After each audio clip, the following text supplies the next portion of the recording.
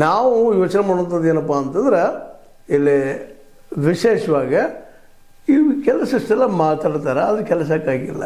ದುಡ್ಡು ಖರ್ಚಂತ ಆಗೇ ಆಗಿರ್ತದೆ, ಹೋಗಿರ್ತದೆ, ಎಲ್ಲನೂ ಆಗಿರ್ತವೆ. ಆದರೆ ಅವು ಎಷ್ಟರ ಮಟ್ಟಿಗೆ ಕೆಲಸ ಆಗಿದಾವೆ ಅನ್ನೋದು ಇದುವರೆಗೆ ಸಿಗ್ತಾಯಿಲ್ಲ. ಹೀಗಾಗಿ ಗೌರ್ಮೆಂಟ್ ಏನಾಗಿದೆಪ್ಪ ಅದು ಮೋದಿಯವ್ರ ಸರ್ಕಾರ ವಿಶೇಷವಾಗಿ ಭಾಳಷ್ಟು ತಪ್ಪುಗಳನ್ನು ಮಾಡ್ತಾ ಹೊರಟ್ಯಾರ ಅನ್ನುವಂಥದ್ದು.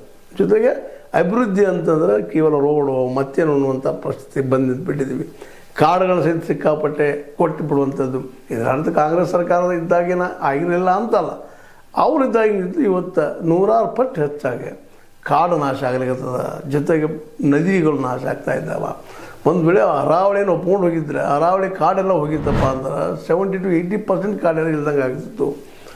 ರಾಜಸ್ಥಾನ, ಗುಜರಾತ, ಹರಿಯಾಣ, ಜೊತೆಗೆ ದಿಲ್ಲಿ ಮಧ್ಯದಲ್ಲಿ ಬರುತ್ತಿರುವಂಥ ಕಾಡೆಲ್ಲ ಇಲ್ದಂಗೆ ಆಗಿದ್ರೆ ಅಲ್ಲಿ ಜನರ ಪರಿಸ್ಥಿತಿ ಎಂತ ಅನ್ನುವಂಥ ಒಂದು ಸಾಮಾನ್ಯ ತಿಳುವಳಿಕೆ ಇಲ್ಲಿ ಆ ಮಾತುಗಳನ್ನು ತಜ್ಞರದಕ್ಕೆ ತಿಳ್ಕೊಬೇಕಾಗಿತ್ತು. ಮೋದಿಯವರು ತಿಳ್ಕೊಳ್ಳಾರ್ದ ಪರ್ಮಿಷನ್ ಹೆಂಗೆ ಕೊಟ್ಟರು ಗೊತ್ತಿಲ್ಲ. ಅದೇ ರೀತಿಯಾಗಿ ಜಾರ್ಖಂಡದಲ್ಲಿ ಆಗಿರ್ಬೋದು, ಇನ್ನೊಂದು ಕಡೆ ಆಗಿರ್ಬೋದು, ಅದಾನೇ ಅವರು ಸಾಕಷ್ಟು ಕಾಡನ್ನು ಕೊಡೋ ಜೊತೆಗೆ ಅಲ್ಲಿ ಖರೀದಿಗಳು ಸಹಿತ ಕೊಡ್ತಾ ಇದ್ದಾರೆ.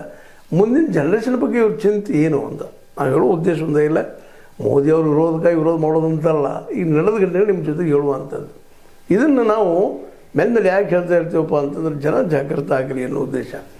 ಮತ್ತು ಮುಂದೆ ಬರುತ್ತಿರುವಂಥ ಸರ್ಕಾರಗಳಿಗೆ ಸಹಿತ ಜನ ಇವತ್ತು ಎಚ್ಚರಿಕೆ ಕೊಡಬೇಕಾಗಿದೆ. ಇಲ್ಲಪ್ಪ ಅವ್ರು ಏನು ಮಾಡಿದ್ರೆ ಗೊತ್ತಿಲ್ಲ, ನೀವು ಇಂಥವ್ರು ಅಂತ ಪ್ರಾಮಾಣಿಕರು ಆಯ್ಕೆ ಮಾಡುವಂಥ ಕೆಲಸಗಳು ಇಲ್ಲಿ ಆಗಬೇಕಾಗಿದೆ. ಕೆಲಸ ಮಾಡುವಂಥ ಇಲ್ಲಿ ಒಳ್ಳೆಯ ಜನರನ್ನು ಆಯ್ಕೆ ಮಾಡ್ಕೋಬೇಕಾಗಿದೆ. ಅದು